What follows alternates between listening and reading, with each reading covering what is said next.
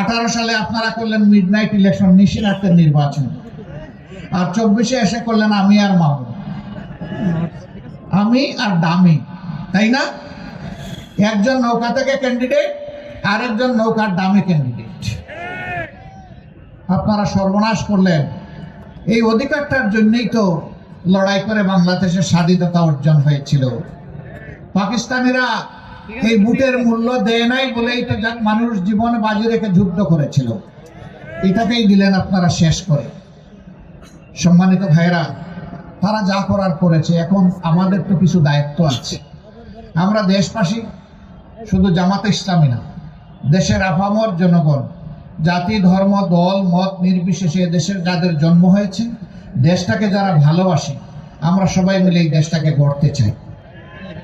ওরা আমাদের জন্য দেশের যে কঙ্কাল রেখে গেছে, সেই কঙ্কালে আমরা গোশত এবং চামড়া পরাতে চাই।